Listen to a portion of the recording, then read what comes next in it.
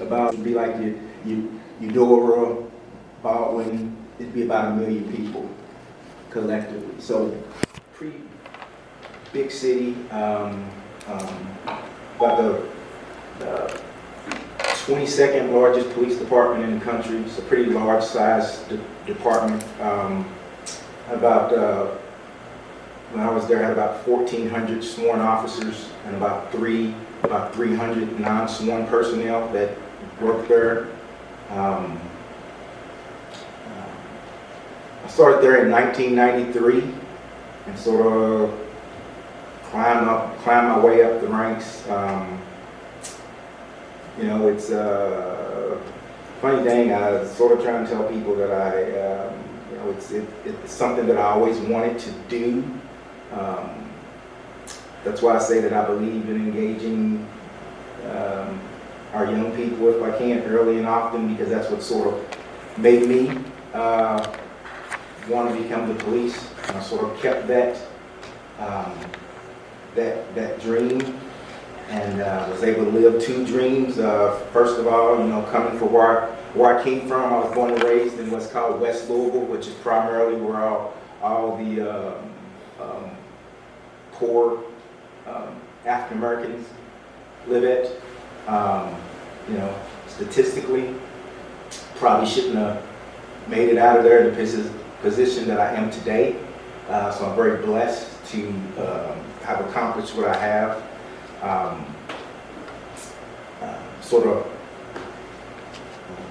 I was in the United States Air Force for 4 years prior to joining the police department. That was a phenomenal experience, sending a young kid, 17 years old, to Honolulu, Hawaii to live for 4 years. Imagine that, who had never been out of Louisville, Kentucky.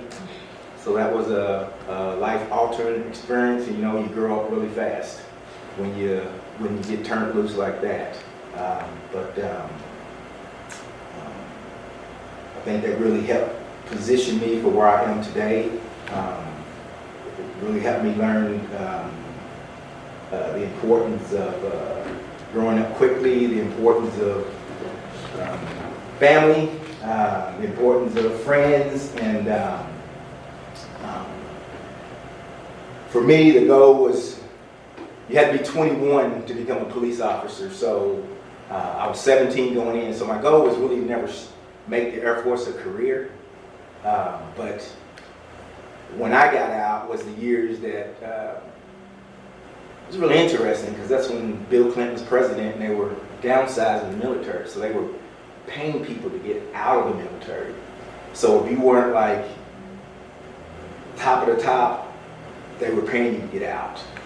So they actually were trying to get me to stay in. I had a pretty good record, and you know, I sort of said, got different plans. Had already started going down that roadway, and had already started filling out the application, even though I was in Hawaii. Had already filled out the paperwork to join the Louisville Division of Police, and didn't know if I was going to get the job, but was headed down that roadway. So got out of the military, was fortunate enough to get the job, and sort of went from officer to being a domestic violence detective, to becoming a sergeant, to being a lieutenant, to being a major, which is basically a division commander. When I ran a division, I was in charge of about 50 square miles, and I had about 100 and so odd officers that worked for me. Then I got the opportunity to become an assistant chief about a year later. That thrust me into being in charge of what we call the support division. I was in charge of all the detectives, so when you didn't wear a uniform, you reported to me. It was about 420 people total. Had a budget of about $48 million. Had the community relations division underneath me. We had about 24 specialty teams, about 14 of them were full-time, so such as your dive team, your SWAT team, your K-9s, your traffic. So everything that costs a lot of money, but it's really fun, that's what I was in charge of. And your homicide detectives, your robbery, your sex crimes, your crimes against seniors, all those folks reported to me. Then I was also in charge of what we call a special operations division. And that was a group that planned any run, parade, you name it. If you want to do the Ironman in Louisville, we would plan it. And you would we tell you how many officers you need to do it, and we would sort of say, this is the plan, this is what you need to do it. And I had some great folks that worked for me, and I had the easy job of just saying, yeah, this is what we need to do. And so that was phenomenal. And then I ended up in Lawrence, Kansas, the place where I'd never been this far. You know, when I talk to people, I sort of like to tell them that, you know, I never thought I would have the opportunity to be standing in front of you today, but I got that opportunity to do that, and very proud of that. Lawrence is in a very unique position. There's less than 1% of people who look like me that do this job here in the state of Kansas. So it's something I'm very proud of, and proud to be here in the city, and call it my home now. So enough about me. I know some of the questions you had asked about, one question that was asked was about the Citizens Police Academy. That is being revamped. Usually your regular Citizens Police Academies are things that are usually typically like 10 to 12 week programs, and we ask you, hey, come on Wednesday and spend 2 or 3 hours. And we ask you for that commitment for 10 to 12 weeks, and that's usually how your typical Citizens Police Academy is done. But we're going to try something different based off an experience that I had putting together a clergy police academy when I was in Louisville. And I made it a one-day academy where we sort of got just the high points in one day. And I said, hey, what if we did this where we asked for less time in sort of a condensed time period, but still got what we wanted to get out. So what we're going to try, at least this first time, is to get it a 15-hour format. So we're going to try to do it on 3 Saturdays, starting in January. And we'll start it at like 8 o'clock, and hopefully we'll have everybody out of there by 1 o'clock, so we're not taking up too many people's Saturdays. And then my hope by the end of that is to be able to start a volunteer in policing program to where we'll get people who have went through the Citizens Police Academy, regular citizens who are willing and wanting to volunteer to assist the Lawrence Police Department, such as when we have things like, if Kansas goes to a Final Four, there's always things that we utilize officers for that we really don't need to utilize officers for. Yeah. So if it's folks like you all that would be willing to, if you have the time and say, sure, we'd be willing to bring drinks to the officers, we'd be willing to help serve food and things like that. Those are the things that we would be asking volunteers to do. Or if there's anything around the station that might be something that we could have a volunteer do. Those are things that we will be asking volunteers to do. So it's my hope that through doing the Citizens Police Academy to have a volunteers in policing service. But obviously that's going to be a work in progress to see how many volunteers that we can get and in order to move that forward. I know another question that was asked was about the LGBTQ liaison. That person has been selected. We're still in the process of seeing how we're going to actually roll that out.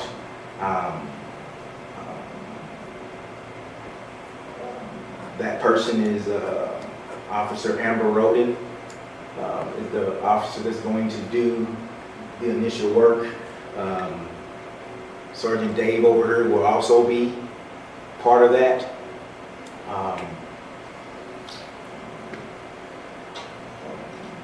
My initial,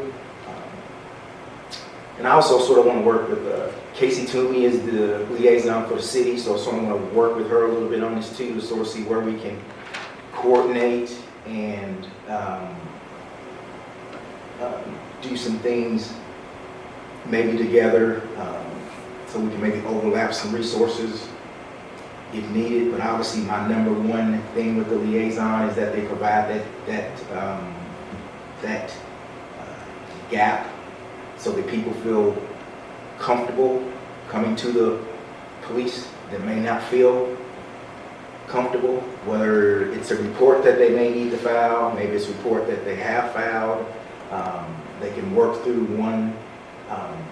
the liaison in order to be connected to the right person, to be connected to the right resources. And my hopes is that it will build trust between the police department and the community that we serve, in the LGBTQ community.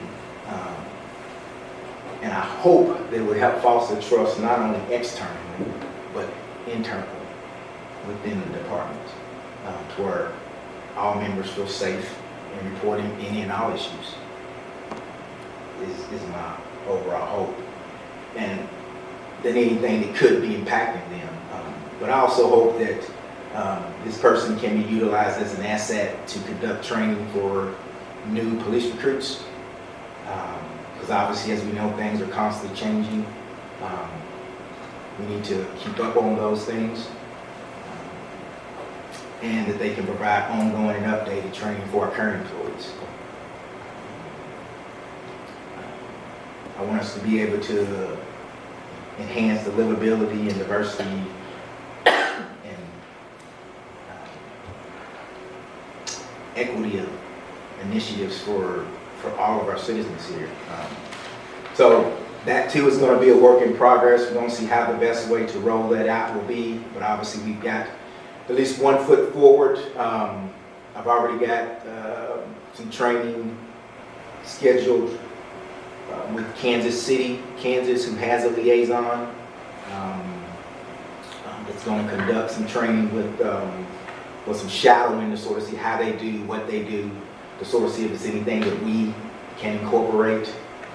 Obviously, we had this position also in Louisville, so I'm sort of familiar with what we had our liaison do. This is a part-time position. Obviously, Amber is also a member of our mental health team, so it could also help in that way too. So we'll see how this ends up impacting the community, and if the need is there, that this actually turns into the need of being a full-time position. But my hope right now is that we start with it at the part-time level and sort of see how things go and see what the need is, and sort of go from there. I know another thing that was asked was there was a request or a question asked about the possibility of putting how to file a complaint on citations. That was something that was brought to me that I really was not a big fan of. that is a hard sell for me as a police chief. I think there's alternatives that we can do for that to get the same message across. That can be more all-inclusive. I sort of have a little draft of something that we came up with, also based off some experience that I had where you know, in my former jurisdiction, we sort of wanted to know, like, what officers were doing when they were giving warnings. We said, if you're giving somebody a warning and you're not putting a warning citation in their hand, we would like for you to put something in their hand to sort of get them to want to engage potentially with the police department. So what we came up with was put a crime tip card in their hand, so you can show that, hey, yes, I stopped you. I'm not writing you a ticket, but I'm leaving you with the crime tip card. If you decide that you have some information that you may want to call into the crime tip line, that's great. But if not, this is all I'm leaving you with. It's not a citation, crime tip card. Do with it what you want. And what we would ask officers was keep a total of how many crime tip cards that you gave out, because those were in lieu of citations. Obviously, if you gave out a ticket, that was one category. But if you just gave out a crime tip card, that was a whole nother category. And what we found out was we were giving out hundreds of crime tip cards.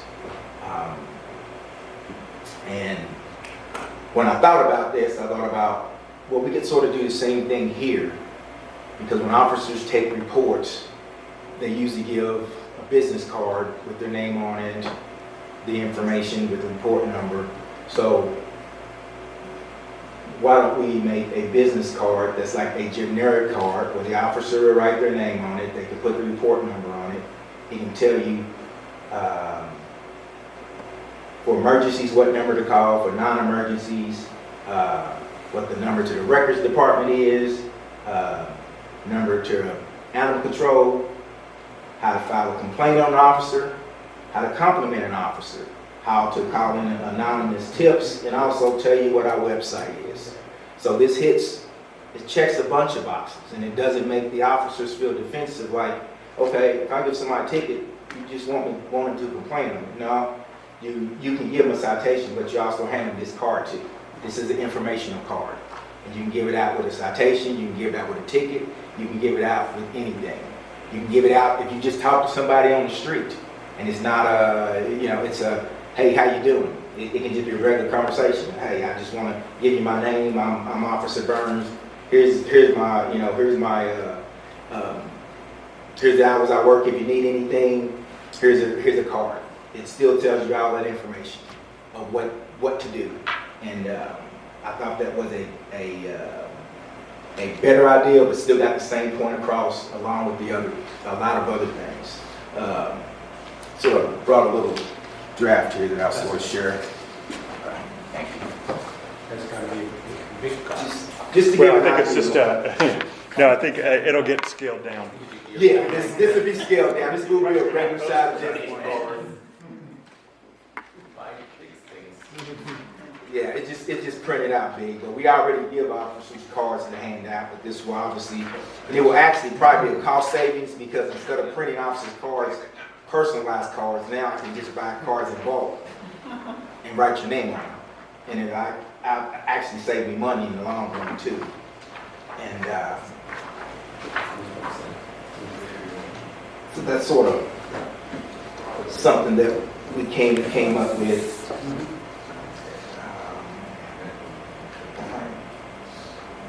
And obviously, I could only fit so much information on there, because it will be a card, but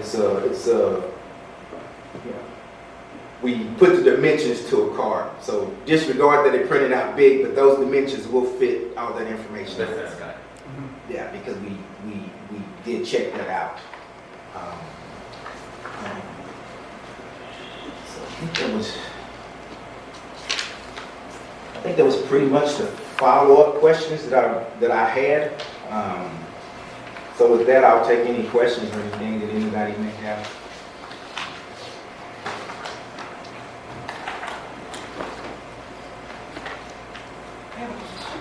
ma'am. Simple questions, just love to learn. Yeah. Just to scroll back to the Citizens Academy Yes, program. ma'am. So would there be a pretty, what have you seen in terms of screening tools that are used, and how would you go about screening folks to see who were candidates for volunteers? And Well- what criteria would you look at in terms of a screening mechanism? Yeah, we had a volunteers in police service program where I came from, and we wouldn't allow anybody to do that without performing a records check on them. And that would probably be the screening process. We wouldn't want anybody that had any outstanding criminal charges, anybody that's could have any type of, sex crimes against them or anything like that, because obviously we don't want any type of conflict, but we would obviously have all that spelled out. But at minimum, it would be a records check, and obviously we would have all that lined out before we actually move forward with it. And then, As you think about, one of our roles is to look at the diversity equity check. What do you see in that space happening, and what are some issues that come to the fore for you? well, I will tell you that every time that I talk in front of a group, I make no bones about it that I bring up diversity, and sometimes when you talk about that, you scare some people. Some people okay with it, but obviously it's something that needs to be talked about. It needs to be addressed because I always think we can do better in that space. But I think that we have done good work. I think the foundation was starting to be laid before I got here. I think since I got here, personally, I can tell you since I got here, and when I say diversity, let me tell you, when I talk about diversity, I talk about race, I talk about sex, I talk about age, I talk about thought, I'm talking about the whole spectrum of diversity. But I know that it's needed because as a department and even as a leader, you don't want everybody that looks the same sitting around your table, because it becomes problematic at some point, because you don't get you may not get different ideals, which is important. Because I can tell you from my experience, if you don't have that, it becomes problematic. And when you build your police departments, or when you think about it from the bottom up, you should try. Notice I said try to make your department reflect your community. Now, obviously, that's easier said than done, because it is a tough thing to do, particularly right now. Because I'll be very honest and blunt with you and tell you that every police department and sheriff's department in the state of Kansas is hiring right now, because everybody is short on personnel. Everybody is looking, and it's sort of like what I compare right now these days to college football or basketball recruiting. The only thing is I'm not sitting in somebody's living room making those personal pitches, but that's what I compare it to. Because everybody's trying to get those same few folks to be a police officer these days. And we're in the process of testing right now. We tested for the last 2 weekends. I can tell you this last weekend when we tested, we had multiple people say that tell us openly that they were in the process for multiple police departments. So that's good that they're open and honest and tell us that. And obviously we can't hold that against people, because you gotta, because that's sort of the way I was when I took the job, was that I knew which department I wanted to be with, but I was keeping my options open too, because I just wanted to be in law enforcement. So I get that, and you know, it's tough for numerous reasons right now. It's tough because the economy's good right now. So you may not want to be the police. It's tough. I'll tell people right now, because right now, if you want to be a police officer, you either have to be somebody who, you know, there's those families that have multiple members that are in policing, that have sort of grew up in it, like my dad was a police officer, my brother, my cousin, or you just have to be somebody that loves it and has always wanted to do it. Because right now, there are options out there. There are a lot of options that wasn't always out there. You know, when I came on, there were 30 positions and there was 3,000 people that took the test. You're not getting that anymore.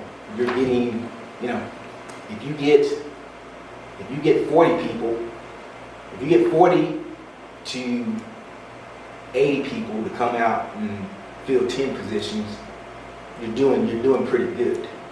And that's with following up with them, saying, hey, are you coming out? Are you coming out to take the test? Are you coming out to take the test? Because one thing that we did do when I got here was we made it to where we were able to accept applications year round, so that people, even though we may not be hiring year round, we can get your application in, and then when we are hiring, we can call you back and say, hey, we know you filled out an application. Are you still interested in being an officer? Are you working someplace else? And that's sort of one recruiting tactic that we sort of used. And if you are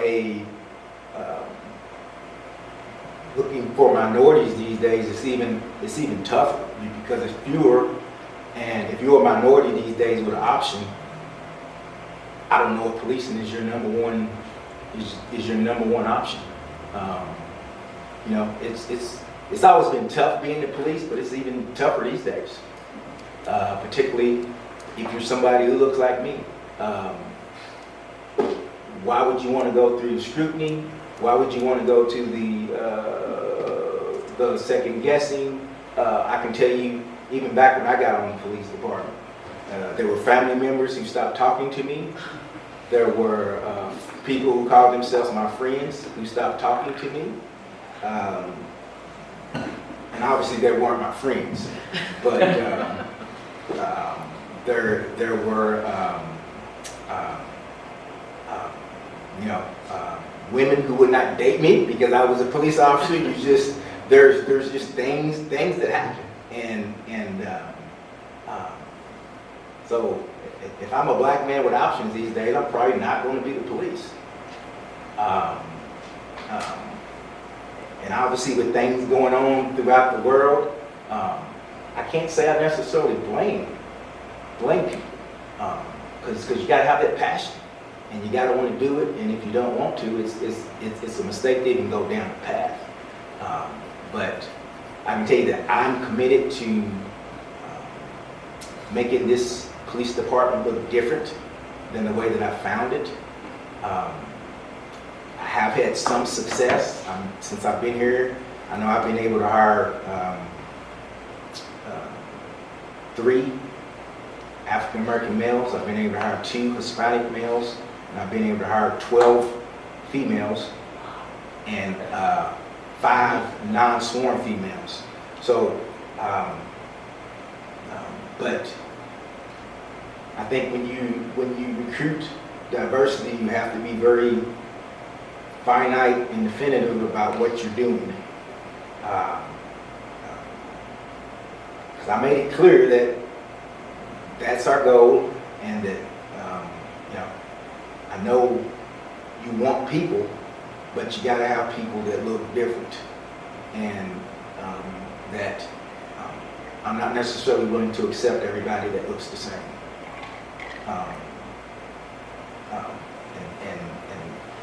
I think people got the message, and I think people have been working hard to try and get what we can, and we can obviously always do better. I think we will. We have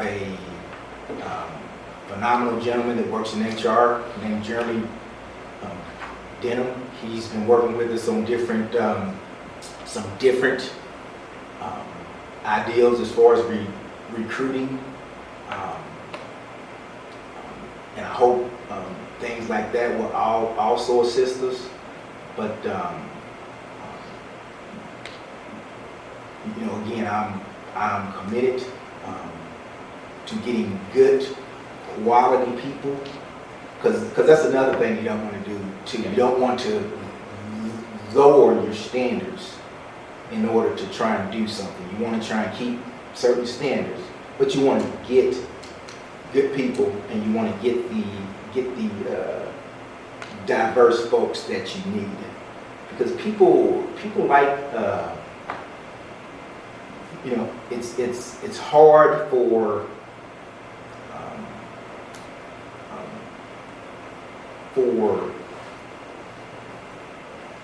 some people to understand. But I used to tell people, people would see. I mean, there would be people where there's I've shown up at scenes when I used to ride the streets where I was called the N-word and sent away by calls that I went on, and then there was times when, because of the way I looked, I was able to calm situations down, because people like seeing people that look like them policing, because they felt like, you understand where I'm coming from, and they may not agree with me, but they sort of, I could maybe get them to sort of calm down. And I think it's sort of, sometimes it sort of works like that. People sort of expect to see that. And if they don't see that, I think it sort of becomes sort of a negative perception sometimes.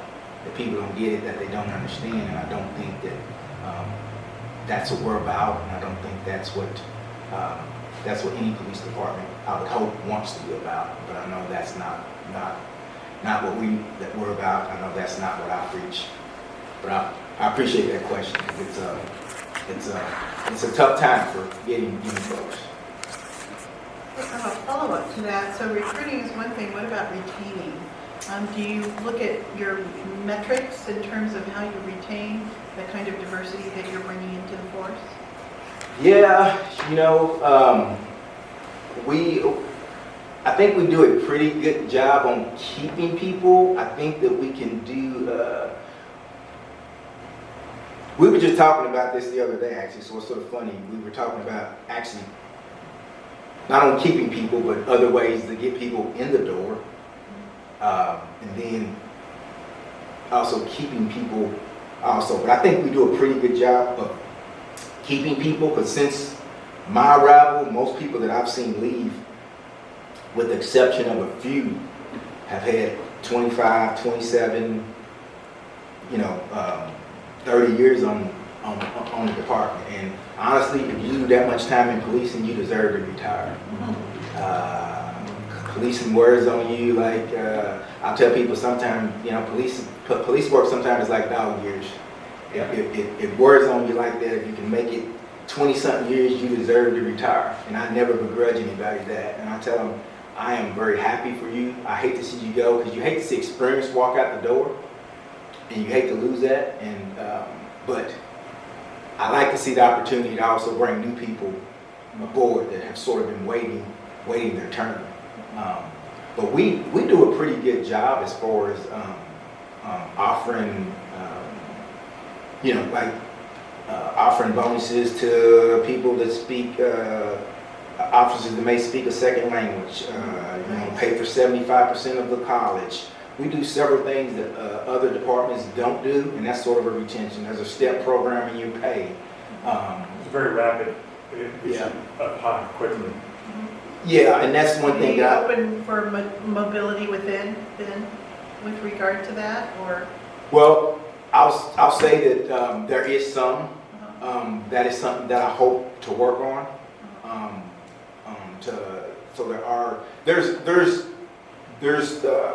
There's time for lateral movement, because we give people opportunities to do what we call special assignments. Those jobs usually last a total of 3 years, and then you go back and somebody else gets an opportunity. I hope to be able to offer more assignments like that as we get more people in the door. And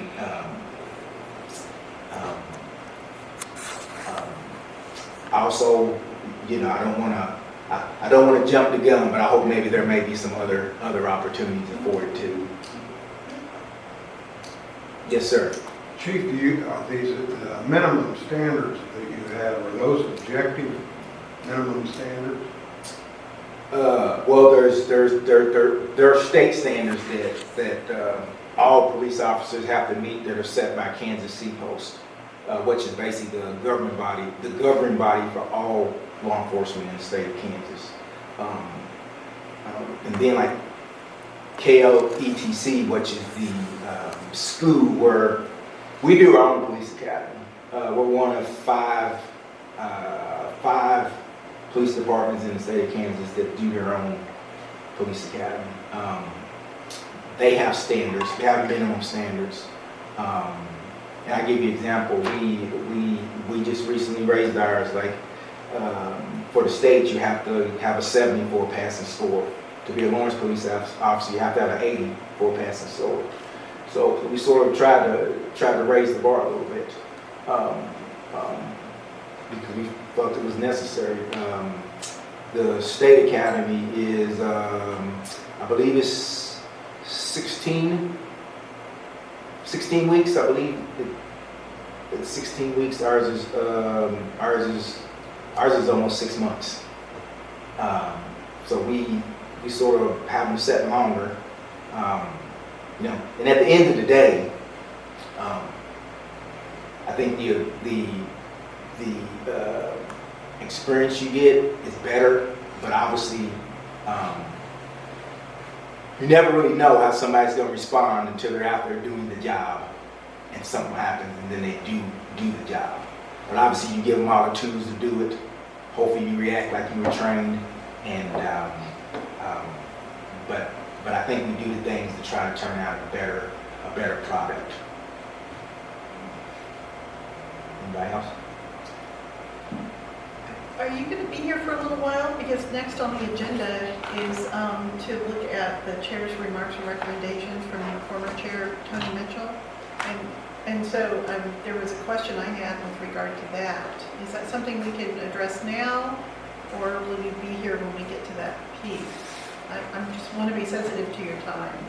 Yeah, I don't know. Is it proper procedure, or I'll do whatever you want. It's totally up to you all how you want to, if you want a question now or.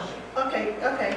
So our outgoing chair, Tony Mitchell, he left some remarks and recommendations, and they're in your packet.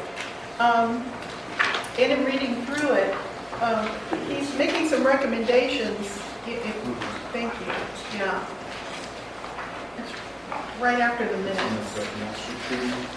I'll find it first. I know one's about the body cams, right? And the other's about the reaction to the Mass Street shooting.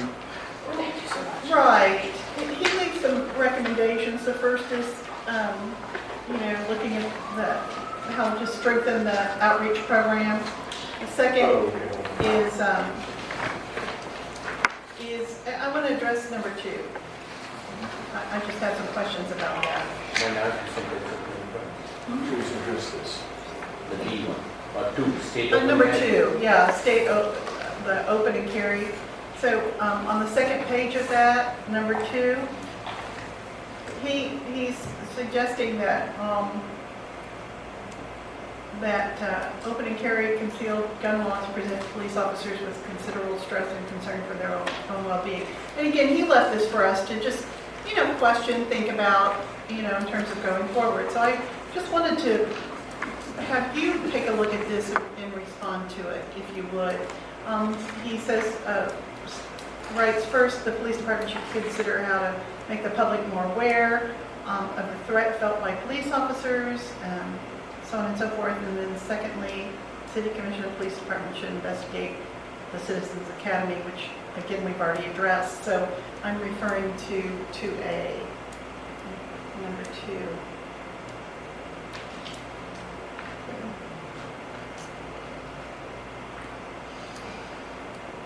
Well, I'll be very honest with you. I think it makes any police officer nervous when when folks are open carrying weapons, but obviously the law is the law. It's the law in Kansas, it's the law in Kentucky. You know, you sort of you sort of have to deal with it. And I don't know that there's any way, you know, obviously legally, I don't know that there's anything that we can do. I think that, you know, but besides educate people, because I will say that we have to obviously respect that it's the law and you know, behave in the right way and respect people's rights that are allowed to open carry, whether we like it or not. And to me, I think it makes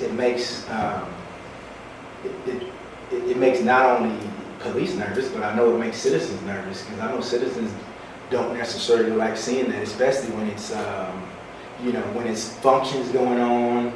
And I know I've seen folks that are open carrying, but they're not doing anything. They just have a gun on their side. But obviously that can be intimidating,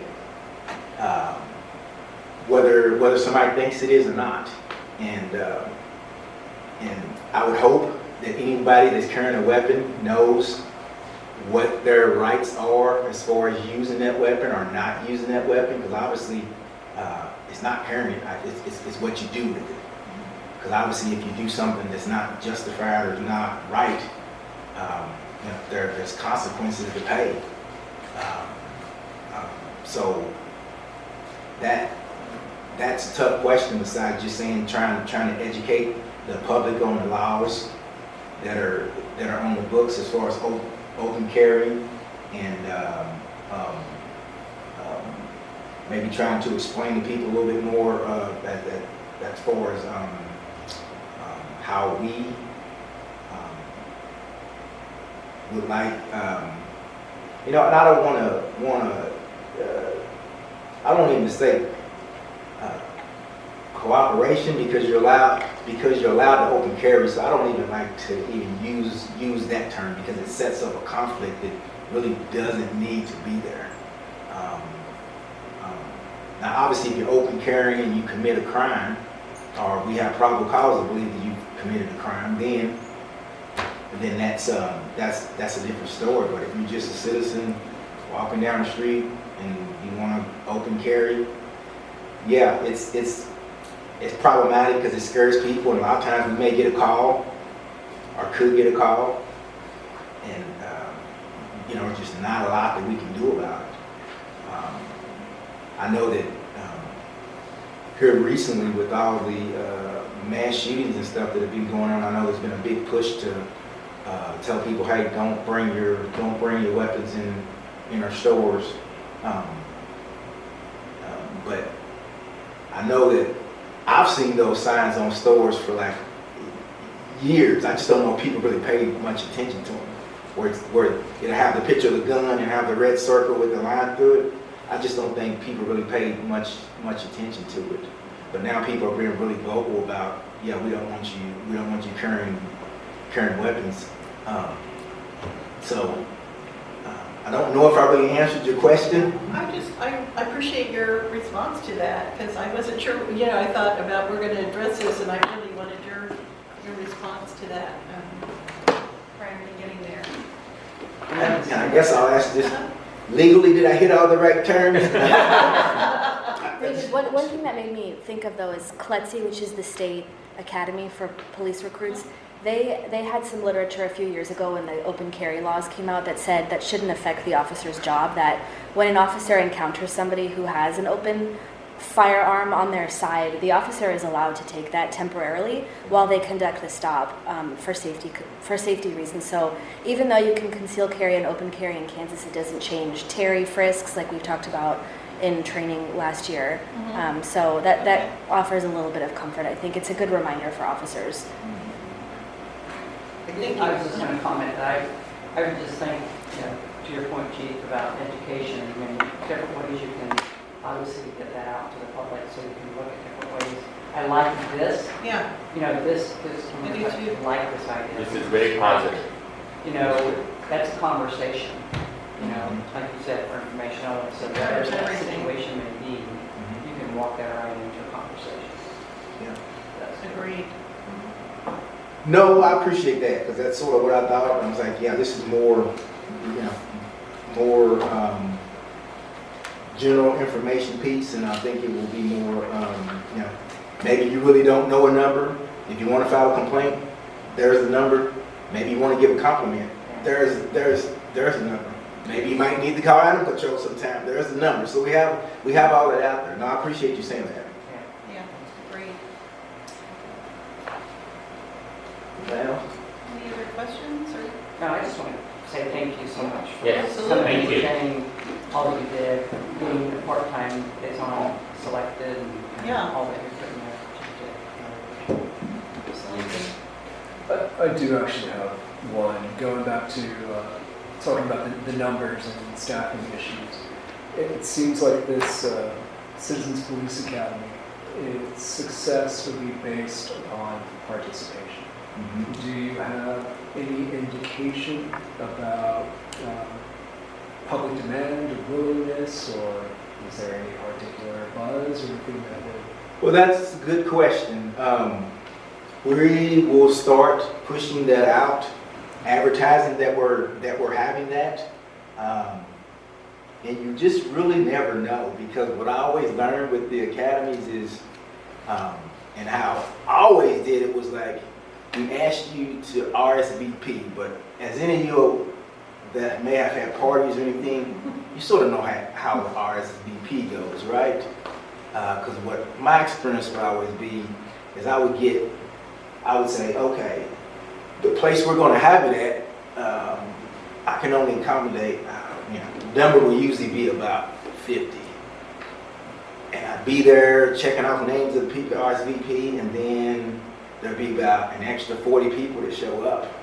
And I would look at the chief and I'd be like, what do you want me to do? And he'd be like, because obviously, most of these, they were all clergy, and they'd be like, well, we can't turn away clergy. I was like, I agree with you there. And he'd be like, go get more food. So we figure out how to get more food there, and we figure out how to get more chairs, and we would make it work. But you really never know the demand, because it's like, it's sort of like the Facebook thing. If you get 100 people, you sort of slice that in half, and then you may want to even take another quarter off of that. But I'm hoping that the excitement will be there, sort of mentioning maybe some highlights of what we will be doing, because I'm hoping people will be excited to sort of see the virtual machine. The virtual machine is sort of the reality machine that we sort of train on, the simulator. It's my hope that people will at least want to see it. They will have the option to get on it and do some training on it, but it's optional. What I've seen, some people want to take that option, some people don't. Some people just like to stay back and watch, which is fine. Yeah, we did participate or not. Yeah.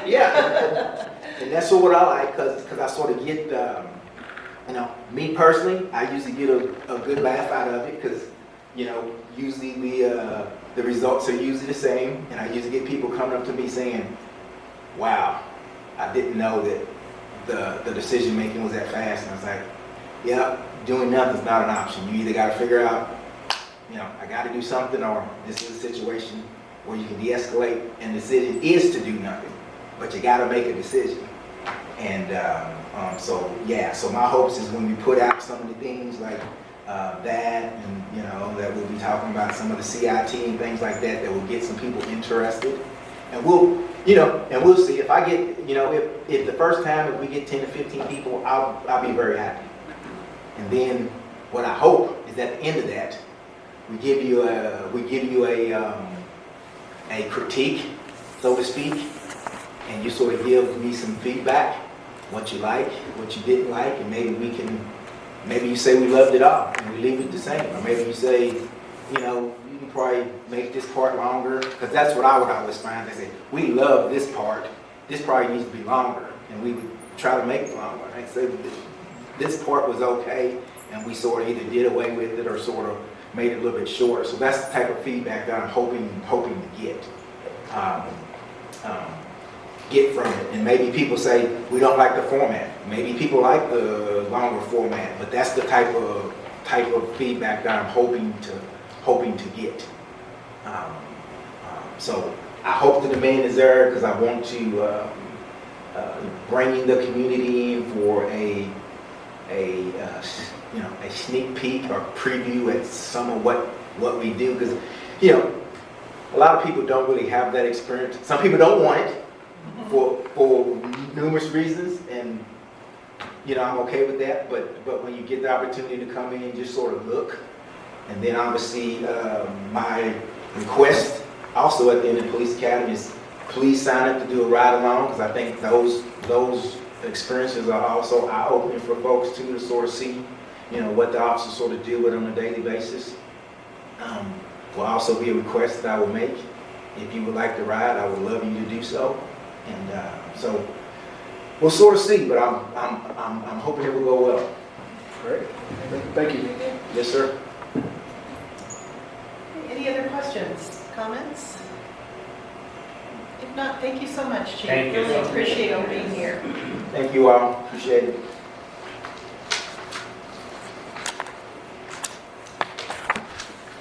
Next on the agenda would be to take a look at the remarks and recommendations that Mr. Mitchell left the group.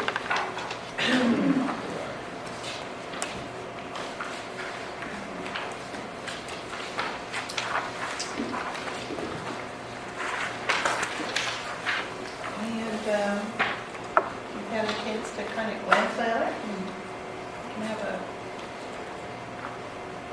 a discussion. I thought we talked about it last. We did. July meeting. Is there, yeah. So then the question, I think, is for us to see, and you can help us, is you want to pull charges out of this or recommendations out of this, right? That's what. Right, or This letter is a straight letter. That Or- would be appropriate for us to. right, or if there's if there are ideas of presentations that you'd like to request and schedule, those were some of his suggestions here too. Yeah. So, Yeah, okay. yeah, it's I think at your last meeting we kind of talked about it briefly, that you wanted an opportunity to kind of dive into it a little further. So, I actually do have a problem with the way that number 2 is kind of worded, because it does kind of put the onus on the individual who is a civilian who does not encounter these situations on a regular basis to be. It's just like one of those things that we all know that open carry is like, none of us are comfortable with, like the fact that people open carry. I'm more uncomfortable that the state has untrained people conceal carry, and I'm more concerned about that there's some kid who wants to be a hero. So I don't like the way that this is worded. It's worded in a way that puts the onus on the citizen, and that's not the point of this board.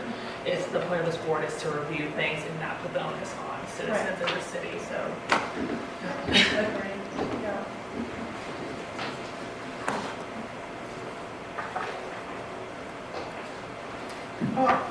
What maybe a way to look at this might be looking at, again, respectfully looking at his appreciation and perspective and the overview, but the recommendations that he made, maybe if there's, and why don't we think about it and maybe bring it back at the next meeting, or perhaps if we can come to a conclusion now, that's great too. Think about what from these recommendations would we want to go forward with, either for training or to assist. I'd like to Put that in the form of a motion. You want me to put that? No, I will You put think that in put the that- form oh, of a motion. Okay, thank you. But I would like to consider having some. There's a motion on the floor. Okay, let's go ahead real quickly. Let's do the motion, okay? And the motion was to, and I don't remember what I said, of course, but the motion was to take a look at this and think about recommendations for training or perhaps other things that we can contribute or provide in our roles, in our specific role here. So that was the motion. And is there a second? Second. Okay. there's a second, now discussion, yes. Okay, I just want to reach out, Sergeant Ernst, if it's possible, maybe consider on body cameras. I don't know if that'll be a part of the academy, or the Citizens Academy, or something we should be separate. You know what I had a good thought about, and one, the Citizens Academy in and of itself, some of you may or may not even want to attend. We probably receive a lot more we discussed in there. It might be a little bit repetitive. But my thought process is on the body cameras, after they get rolled out, is maybe even having a meeting at our Investigations and Training Center, and we can have a presentation on our body cameras, and maybe allow us to gather some data, footage, etc. Maybe just showing this is our body camera system. Here's some limitations, some pros and cons we have so far. But is that kind of what you're looking for? Because I think, are we now looking at the beginning of next year, let's do some bids and stuff like that, but maybe wait till it gets underway and have that as a future training or Information discussion session. topic. Does that sound good to everyone? Just to learn more about. So with back to the Citizens Academy curriculum, my suspicion is if it's in January, the concept might be talked about, but very briefly. Okay. So, and back to the virtual, Mr. Garza, if you have a chance, ultimately I think we're going to coordinate a time where you come over and you can do it. You won't have any You can limitations. choose. Actually, I would like to do that because I've missed it because of the election cycle for me, so Okay. yeah. Yes, that right there, we can make happen Okay. virtually anytime with some notice. I'll repeat my name and phone number. Number 2 is the ride-along thing. If you want to reach out to me at any time, I can't guarantee I can get you on patrol at any time, but I can help facilitate getting you out there. So that would be, plus I could probably toss some recommendations away. Like Sunday morning at 7, probably not a good time. So you're going to be pretty bored.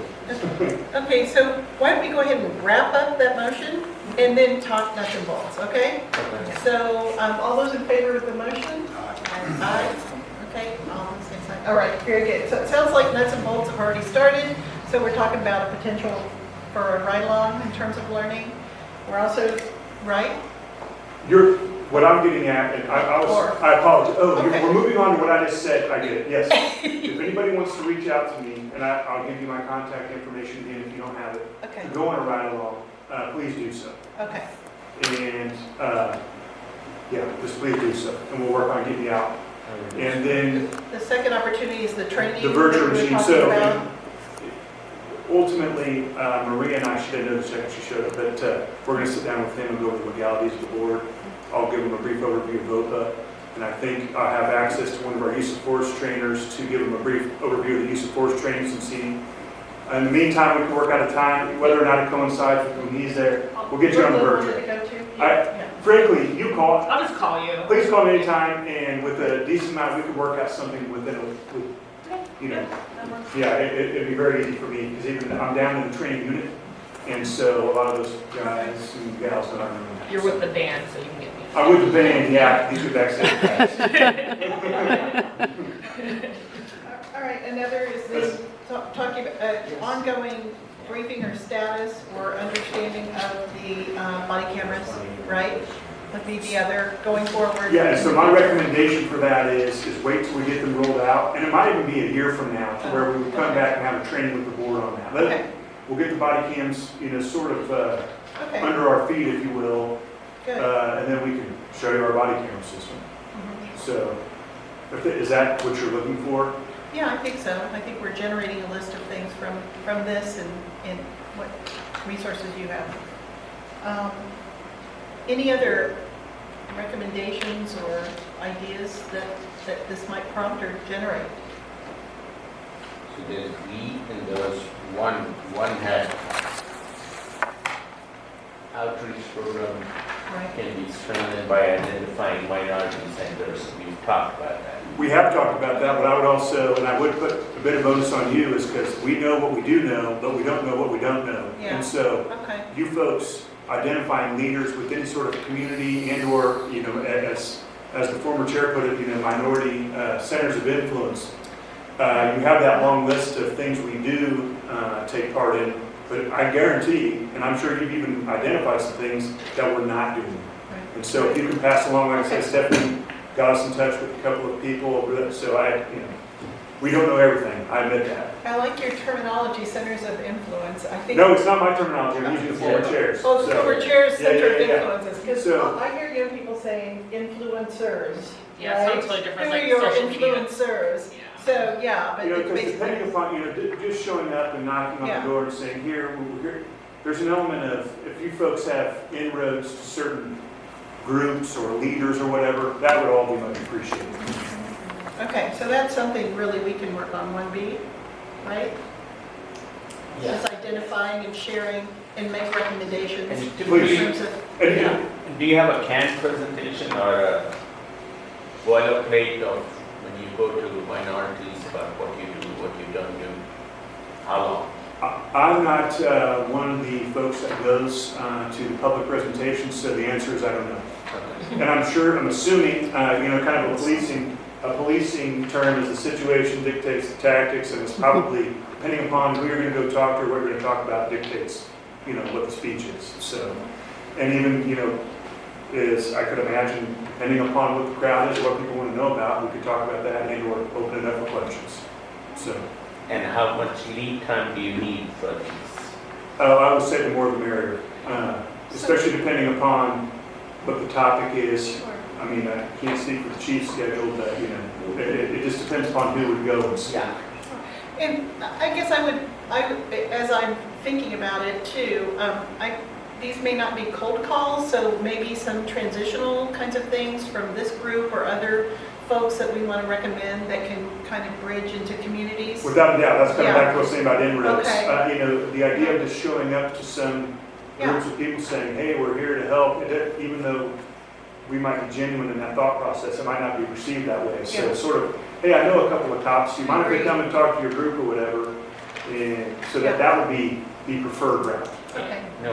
good to know. It's kind of like if your friend showed up at my house without me knowing your friend was coming over, I might be a little bit suspicious. They're like, yeah, I have a friend coming over in an hour. They want to talk about this. That's kind of my analogy. Okay.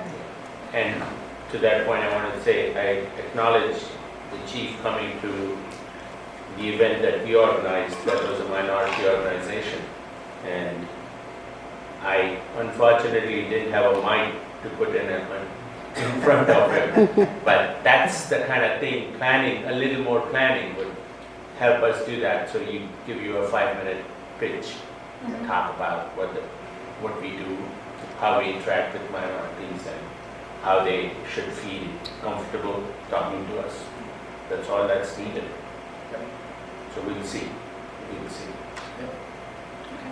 Thank you for coming. Very welcome. Do you want to talk briefly about that, or just? So Yeah. where he came? Right. Okay. So this was an event that a local organization, primarily Indians, set up, and I head the group, a lot of volunteers, and we had the event 4th, 5th, and 6th October, last weekend, at the fairgrounds. And I wanted to involve as many people I knew on the other side also to come in. And so across the 3 days, we had about 600 plus people participate. And the evening, chief was there. We had 300 plus. The final count was 300 plus that evening. And people of color, and lots of color. So it's all over the place. And what I missed, or I could not put a mic in front of you. That's what I missed. So that was a community event, minority community event. And my thinking was, if we bring these uniformed people in through those, then people get a little more comfortable when they see them other places. And whatever little I can do, I will. Okay, very good. All right, anything else on number 6? Any ideas from the recommendations that come up? You good? Good. All right, okay, very good. 3D is missing, right? That will happen sometime. Well, think that was part of the cameras, wasn't that? Isn't the Mass Street? Oh, the Mass Street Yes. lessons learned? Yes. Um,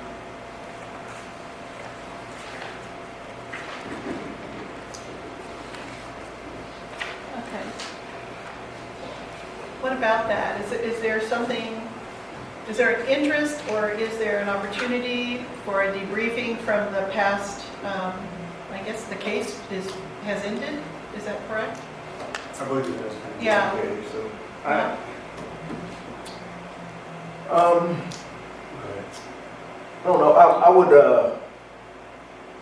I would probably have to get with my captain that's over the investigations and have a conversation with him to see if there's any lessons to be learned, and I could have Dave get back with you all once I do that. Okay. And if there is, then I would probably have either himself or one of the investigators come say a few words, but I would have to talk to him and see if there was anything to be learned from it. Because speaking right off the top of my head, public safety wise, from what I know, I really don't think public safety wise there would be anything to know. But let me double check with him. Okay, very good. All right, thank you. You're very welcome. Anything else? And the timing, this is for us. It says, in its role of fostering outreach and education, whether it would be appropriate to invite minority groups to appear at board meetings. So that's for us to decide.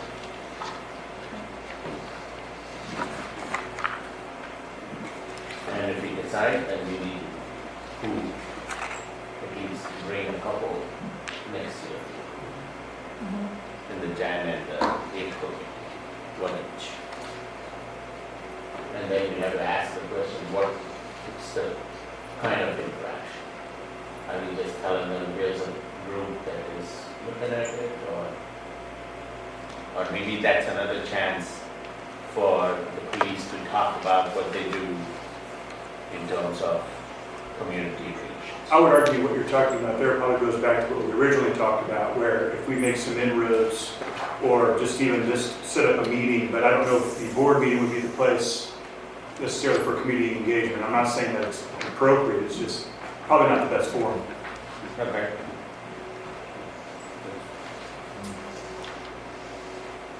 Okay, so following up from that, would we want to revisit then the outreach efforts this year too? And maybe think about, I think one of the comments, if I'm not recalling accurately, when we had that presentation about all the outreach activities, I think there was a brief conversation about kind of organizing them in a way that, like, by categories of sorts, you know, like in terms of identifying each within a category. Was Well, it there was- outreach? Was it there was- marketing? Was it intentional for this? No, I Was think what I recall was Yeah. based on the community safety fairs, the idea of capturing sort of data of who we interact with. Yeah. And Maybe that was it, yeah. respectfully, I would argue that's an extreme, almost impossibility. Yeah. It's a big community event, and Sure. so I think that I do recall that sort of discussion. And Okay. so, I couldn't recall, yeah. you know, and so even kind of back to the topic of the day, though, is we don't know what we don't know, and if you folks have identified a minority group that we don't believe that we're interacting with, or even if we had a long list of a group that we're like, hey, well, there's this other meeting that occurs on this time, we would like to know about that. And you believe that they would want the police to come speak, or whoever. So I think that would be the best avenue to engage in that sort of. And that doesn't necessarily have to occur in the formality of a board meeting where you present that. You could call me tomorrow or whenever. Say, hey, I've got this group of people that need somebody to come talk, and we'll go from there. So Okay. how large should the group be so that it's worth your time, effort? I would argue that there's no minimum, no minimum. I mean, if you have somebody that wants to sit down and talk to the police officer, we can make it happen. Okay. So I hate to place a restriction on that. Fair. Thank you. So, example, the Native American Methodist Church over by the fire station over on Haskell, Uh-huh. right? I would want to make maybe have you come in and talk with the congregation. They've had some incidences of vandalism there, for example. And so the assurances, reaching out to the community, get to know some folks there, establish a relationship with them, maybe come back in a year kind of thing, and make it an annual event for you to visit the Sure. church would be an example of that, correct? Yes. Okay. Okay. Anything else? Is that address what you were Good, talking yes, about? yes. Okay, Yes, perfect. and that's the area. Good. Okay. But along the lines like the prior chair put down, I just think best use of our time when we have the opportunity, obviously, is to kids out and like you just brought up for outreach. Yeah, Absolutely. absolutely. I think that's a good point. Yeah. Okay. Very good. I'm so tired. I am too. I'm looking at you like, I'm drinking tired, coffee I'm at 7, tired. so I'm like gonna be garbage Okay. in about Um, 2 hours. I want to Yes. just make one comment Sure. to sort of the chief. With, I know you have lots to work out with the liaison you got selected now. I guess I just want to put a little encouragement into, I know you have 2 names I've provided. One of them is extremely good presenter and training and transgender and lots of different pieces of that pie. So please utilize them in the training as you see fit, you know, where they, you know, are best put into all of that. Because they both are really big advocates for the community and very good presenters. They're very knowledgeable. Very good. Uh, All right, let's move on to the next agenda item, and that would be approve the 2020 meeting schedule. So that schedule is right behind the results. So you can see January, April, July, and October.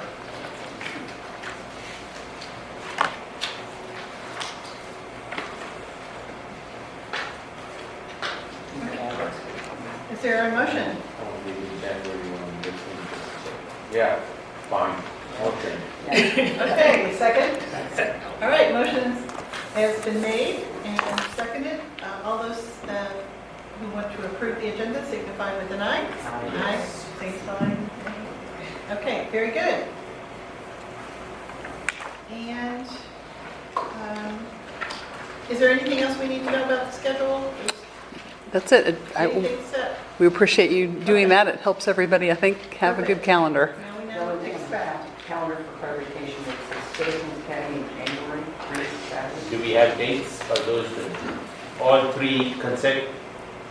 We will, I will get those out to you all as soon as we firm that up.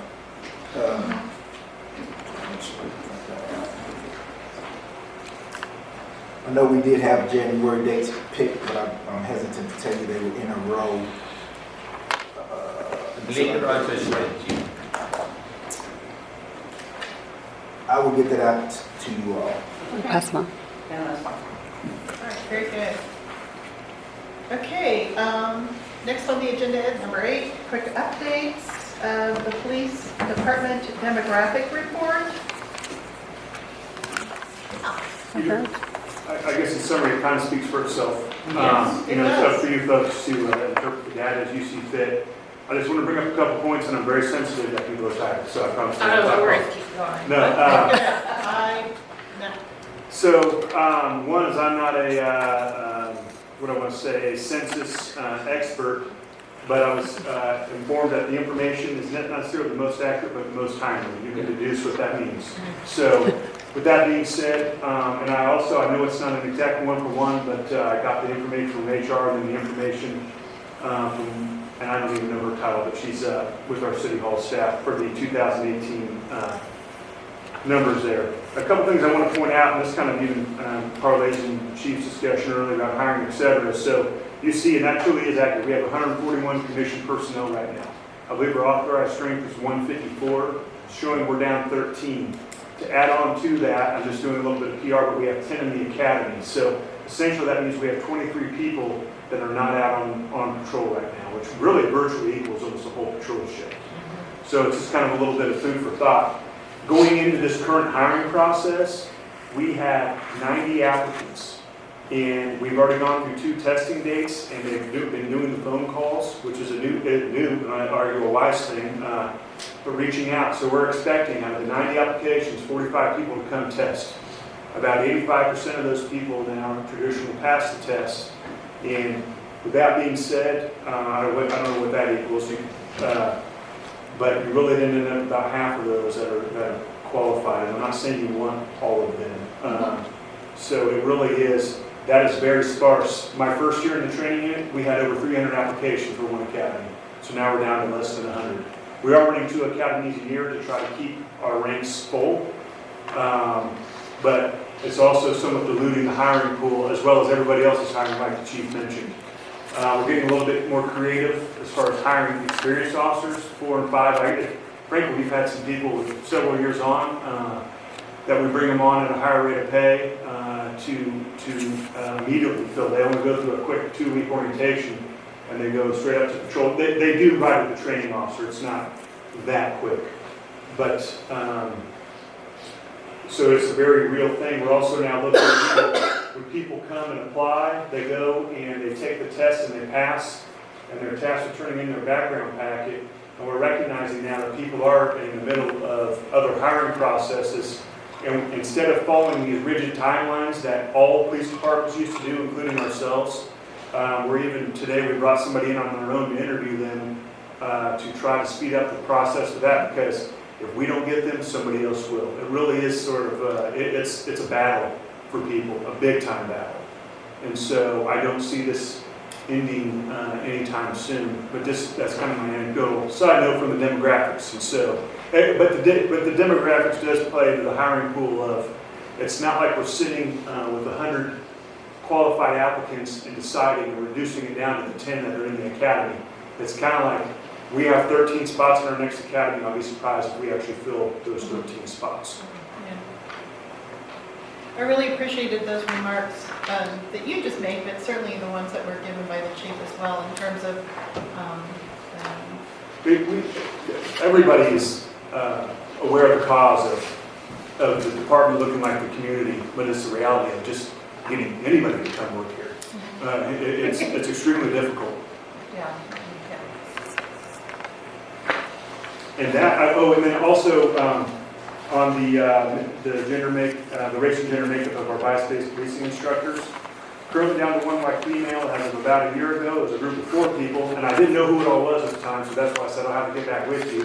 Now, if you would ask me the question today, I could have easily answered it, but it was a diverse. We did have a group of 4 people. It was a black male, Native American male, and a white male. And due to people leaving for other departments, nothing really necessarily even negative, we're down to the white female, so we're going to add to that instructor group as time goes on. Mind you, it's always offered annually to meet the training requirement by the state has on us, but sometimes it's not always provided internally, if that makes sense, where we might have somebody go navigate an online course or something to meet the bias-based policing training requirement. Okay, any questions? That's great. Thank you for that. Yes, thank you You're very welcome. much. Benchmark City Survey, sorry, and I will be done. Yeah, If you Google 2018 Benchmark City Survey Law Enforcement, and it's actually, Oakland Park Police Department administers this, you can go and look, and there's actually, this is from Appendix A, there's actually 4 big things you can read, and it's generally a group of similarly situated police departments who compile all their data and compare it. So I pulled this demographic portion for you folks to look at as well. Now I'm done. No, thank you so much for the data. It really is interesting. It's good to do some comparative data. Yes. That was really helpful to understand. Okay, any other questions, comments? If not, we're at 9. Cancel the meeting. Are you, okay, do we have to have a motion or anything? Yes, it would be Okay. great to have a I'm sorry motion. to be so informal. So, is there a motion? To cancel the October 18th meeting. Yeah, I hear a motion there. Yes. Okay, is there a second? Second? Okay, someone, all right. All those in favor, signify with an eye. Excellent. All right. And do we have to vote on number 10? I think if you can just declare it adjourned, how about? I'm all about in acclamation. Yes. Go and do